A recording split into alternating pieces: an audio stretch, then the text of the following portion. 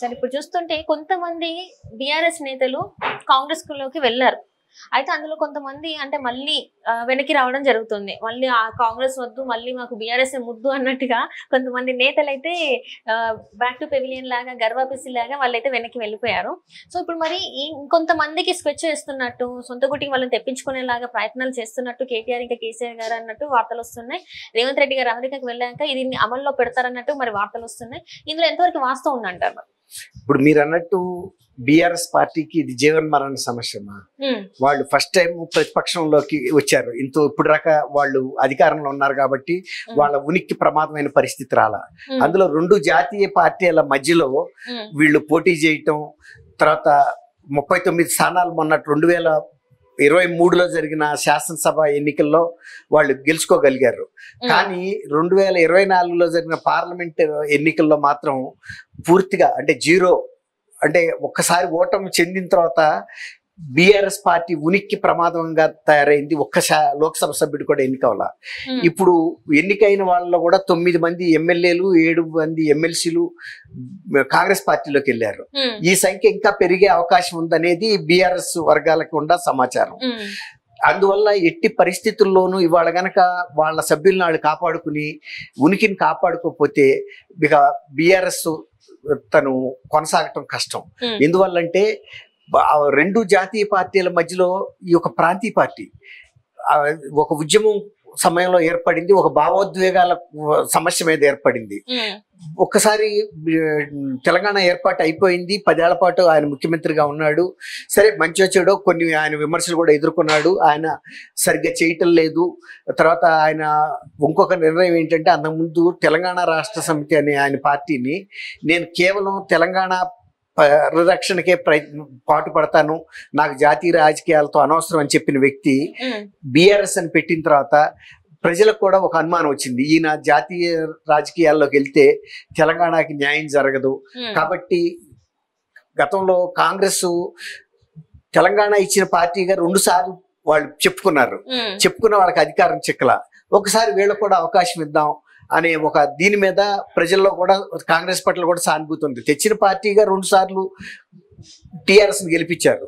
TRS తన ఉనికిని మర్చిపోయి జాతీయ స్థాయి రాజకీయాలకు వెళ్తాము అనే పరిస్థితికి వచ్చినప్పుడు ఇక కనీసం పార్టీ తెలంగాణ ఇచ్చిన పార్టీగా కాంగ్రెస్ చిరపరిచితమైన పార్టీ ఆంధ్రప్రదేశ్ తెలంగాణలో.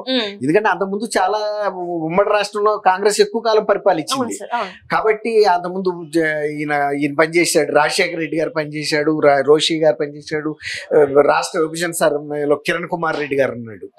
ఈ 10 ఏళ్ల నుంచి మాత్రం చంద్రశేఖరరావు గారు వచ్చాడు. కాబట్టి రేవంత్ రెడ్డి కూడా బాగా ధైర్యంగా ఢీకొన్నాడు. తర్వాత పార్టీ అధిష్టానం రాహుల్ గాంధీ కానీ, ప్రియాంక గాంధీ కానీ, వీళ్ళందరూ సోనియా గాడ బాగా శ్రద్ధ పెట్టారు. సెంటిమెంట్ని ఆళ్ళు రేపారు, మేము కదా ఇచ్చింది, ఈ ఫలితాన్ని కేవలం ఒక కుటుంబం కోసం మేము ఇవ్వలేదు, ఆయన అవినీతికి పాల్పడుతున్నాడు, బంధుప్రీతికి పాల్పడుతున్నాడు, ఆయన కుటుంబం తప్ప మిగిలిన వాళ్ళకి ప్రాధాన్యత లేదు, మేము అందరికీ ఈ ఫలితాలు అందాలన్న ఒక స్లోగన్తో వచ్చారు. జనం కూడా కొంత నమ్మారు. తర్వాత అదే టైంలో మేడిపల్లి డ్యామ్ బ్యారేజీ కుంగటం, కాళేశ్వరం ప్రాజెక్టులో కూడా చాలా అవకతవకలు జరిగినాయి. ఈ అవినీతి అంటే 1,00,000 కోట్ల రూపాయల ప్రాజెక్ట్ ఇలా అవటం ఏంటనే ఒక ఇది వచ్చేసింది డౌట్. ఇప్పుడు ఈ రేవంత్ రెడ్డి గారు రేపు అమెరికా వెళ్ళినప్పుడు మళ్ళీ వీళ్ళందరినీ వెనక్కి తీసుకొచ్చే అంటే మళ్ళీ పునరాకర్ష్. ఇప్పుడు మీరు ఇందాక అన్నారు కదా కాంగ్రెస్ వద్దు బీఆర్ఎస్ ముద్దు అని, ఆ ముద్దు వచ్చే మాటలు చెప్పి వాళ్ళని వెనక్కి తీసుకురావాలని కృష్ణమోహన్ రెడ్డి అని ఇప్పటికే గద్వాలకు చెందిన ఎమ్మెల్యే ఆయన మారాడు. తర్వాత తెల్లం వెంకట్రావు గారిని భద్రాచలం ఎమ్మెల్యే గురించి కూడా వేముల ప్రశాంత్ రెడ్డి రాయబారం జరుగుతుందని తెలుస్తుంది. ఇప్పుడు ఆయన గనక అమెరికా వెళ్ళిన టైంలో మళ్ళీ వాళ్ళని ఏదో ఒక రకంగా ప్రలోభ పెట్టో ఏదో ఒక రకంగా బెదిరించో బామాలో తీసుకురావాలనేది. ఎందుకంటే పార్టీ ఉనికి ప్రమాదం. ఇక ఈ వలస కనుక కంటిన్యూ అయితే ఇంకొక 15 మందో 20 మందో వెళ్ళిపోయారు అనుకోండి, ఇక బీఆర్ఎస్ పని అయిపోయిందని ప్రజల్లో కూడా అభిప్రాయం ఏర్పడుతుంది. మొన్న అసెంబ్లీ ఎలక్షన్ లోనే ఓడిపోయిన తర్వాత మళ్ళీ కొన్ని నెలల తర్వాత జరిగిన ఒక 5-6 నెలల్లో జరిగిన పార్లమెంట్ ఎలక్షన్ లో బీఆర్ఎస్ పని అయిపోయిందని ప్రజల్లో ఒక భావన రాబట్టే కదా మళ్ళీ ఒక్క సీట్ కూడా బీజేపీకి బీఆర్ఎస్ గెలవలేకపోయింది. కాబట్టి వాళ్ళ శక్తి వంచన లేకుండా ప్రయత్నిస్తారమ్మా. రేవంత్ రెడ్డి కూడా తన అమెరికాలో ఉన్న ఇంకోసారి ఉన్న ఆ బందోబస్తు చేసి వెళ్తాడు. మిగిలిన నాయకులు కూడా ఎవరైతే మిగిలినప్పుడు 9 మందిలో ఒక ఆయన వెళ్ళిపోయాడు, 8 మంది ఉన్నారు. ఆ 8 మందిని నిలబెట్టుకునే ప్రయత్నం చేస్తారు తప్ప తిరిగి వెళ్ళిపోయే ప్రయత్నం చేయరు. ఒక్కసారి బుట్టలో పడిపోయిన చేప జాలరి మళ్ళీ నీళ్ళలో పడిపోయే పరిస్థితి తెచ్చుకోడు కదా. ఒకటి జారిపోయింది అప్పుడు వెంటనే మూత పెట్టేస్తారు. ఇక కాంగ్రెస్ వాళ్ళ జాగ్రత్తలో వాళ్ళు ఉంటారు, ఏ రకంగా వాళ్ళని మేనేజ్ చేస్తారనేది తర్వాత అంశం. కాబట్టి బీఆర్ఎస్ ప్రయత్నించినా కూడా ఆ ప్రయత్నాలు సక్సెస్ అవుతాయని నేను అనుకోను.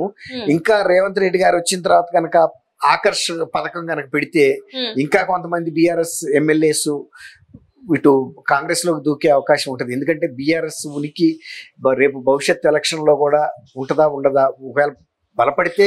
జిహెచ్ఎంసీ ఎన్నికలు అంటున్నారా లేకపోతే జిహెచ్ఎంసీ ఎన్నికలు కదమ్మా, జిహెచ్ఎంసీ ఎన్నికల తర్వాత మాట. నేను సాధారణ ఎన్నికల గురించే మాట్లాడుతున్నా. రేపు రాబోయే ఎన్నికల్లో బీజేపీ ఉనికన్నా ఉంటది, లేదంటే కాంగ్రెస్ ఉంటది తప్ప స్థానిక పార్టీగా బీఆర్ఎస్ ని ఇప్పుడు మొన్న ఎందుకు ఎంపీలుగా గెలిపించలేదు, వీళ్ళు చేయగలిగింది లేదు. తర్వాత వన్స్ ఇక్కడ బీఆర్ఎస్ వీక్ అయిపోయింది, 2 ప్రాంతీయ పార్టీలు రేపు డబుల్ ఇంజిన్ అని చెప్తే ఏంటి, మేము అక్కడ ప్రభుత్వాన్ని ఏర్పాటు చేయగలిగితే కాంగ్రెస్ అన్నా చేయగలుగుతుంది, లేదంటే ఢిల్లీలో బీజేపీ చేస్తుంది. బీఆర్ఎస్ ఒక జాతీయ పార్టీగా ఎదిగే అవకాశం లేదు. ఇక్కడే గెలవలేని పక్షంలో ఇంకెక్కడన్నా ఒక రాష్ట్రంలో పోటీ కూడా చేయలేదు. వాళ్ళు ఏమనుకున్నారంటే కనీసం ఒక 2-3 సీట్లు మహారాష్ట్రలో కూడా చేయాలన్న భావనలో ఉన్నారు, కానీ అక్కడ కూడా చేయలేకపోయారు. ఇంపాక్ట్ కూడా ఉండదు. ఎందుకంటే మొన్న ఎప్పుడైతే శాసనసభ ఎన్నికల్లో ఓడిపోయారో బీఆర్ఎస్, ఇక లోక్సభ ఎన్నికల్లో మహారాష్ట్ర వాళ్ళు ఎలా ఎన్నుకుంటారు? సొంత గడ్డ మీదే గెలవలేకపోయిన పరిస్థితుల్లో పార్టీ. అవును, సో అట్లాంటి పార్టీ ఇక్కడ ప్రజల్ని కాదని ఆంధ్రప్రదేశ్ లో అవును పోటీ చేయాలంటేనే ఆంధ్రప్రదేశ్ ప్రజల్ని రకరకాల భూషణాలు జరిగినాయి, వాళ్ళని ఇష్టం వచ్చినట్టు తిట్టారు. తర్వాత చంద్రబాబు నాయుడు గారి అంశంలో కూడా అనవసరంగా జోక్యం చేసుకుని గెలికారు. అది కూడా బీఆర్ఎస్ ఓటమికి ఒక రీజన్. అంటే ఇక్కడ చూసినట్టయితే ఇప్పుడు మరి కాంగ్రెస్ లోకి ఇంతమంది ఎమ్మెల్యేలు వాళ్ళు క్యూ కడుతున్నారు.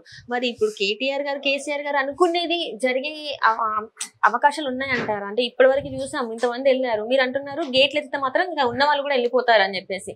వీళ్ళేమో ఇలా ప్రయత్నం చేస్తున్నారు, ఎవరికి సాధ్యం ఎక్కువ ఉండే అవకాశం ఉంది? ఇప్పుడు ఎప్పుడైనా పాము కప్పను పట్టుకునే ప్రయత్నం చేస్తే కప్ప పాము నుంచి విడిపించుకునే ప్రయత్నం చేస్తుంది. అలాగే అధికార పార్టీ ప్రతిపక్ష పార్టీలని సోహా చేసే ప్రయత్నం చేస్తుంది. అట్లాగే ప్రతిపక్షం అధికార పక్షం నోటికి చిక్కకుండా తప్పించుకోవాలనే ప్రయత్నం చేస్తాయి. ఇది పిల్లి ఎలుక లాంటి చెలగాటమే, ఎవరి ప్రయత్నం వాళ్ళు చేస్తారు. కానీ కొన్ని వాస్తవ పరిస్థితులు గ్రౌండ్ రియాలిటీస్ మనం గనక గమనంలో తీసుకుంటే ఎక్కువ అడ్వాంటేజ్ నేషనల్ పార్టీస్ కే ఉండే అవకాశం కనపడుతుంది. అంటే ఇప్పుడు అది అధికారంలో ఉంది కాబట్టి వీళ్ళు ఎవరైతే గెలిచిన నేతలు ఉన్నారో బీఆర్ఎస్ నేతలు వాళ్ళు అటువైపు మొగ్గు చూపుతున్నారు అనుకోవచ్చా? వాళ్ళ స్వలాభం కోసమే కావచ్చు, ఇంకేదైనా కూడా అంతే కదా. ఇప్పుడు అధికారంలో ఇక్కడ కోల్పోయారు కాబట్టి వాళ్ళు అధికారంలో ఉన్నారు కాబట్టి అటు సైడ్ మొగ్గు చూపుతున్నారు అని కూడా అనుకోవచ్చు కదా మనం. ఖచ్చితంగా ఇప్పుడు ఏ పార్టీ ఎమ్మెల్యే అయినా ప్రతిపక్షంలో ఉంటే అతను ఏం సాధించుకోగలుగుతాడు? నియోజకవర్గాన్ని కూడా పనులు చేయించుకోలేడు. తర్వాత ఏమైనా వ్యవహారాలు బిజినెస్ లో చేయాలన్నా కూడా అధికార పక్షంలో ఉంటే జరుగుతాయి. వీళ్ళు గతంలో బీఆర్ఎస్ కూడా తెలుగుదేశం వాళ్ళని కాంగ్రెస్ వాళ్ళని ఎంత ఆకర్షించి వాళ్ళని పార్టీలో చేర్చుకున్న తర్వాత నియోజకవర్గాలకి నిధులు ఇవ్వటం, అందులోంచి కమిషన్లో కొత్తగా చేరిన ఎమ్మెల్యేస్ కి అందేటట్టు చేయటం, తాయిదాలు ఇవ్వకపోతే ఎవరైనా రారు కదమ్మా. అట్లా కాంగ్రెస్ కూడా అదే ప్రయత్నం చేస్తుంది. వీళ్ళు కూడా తహతహలాడతారు.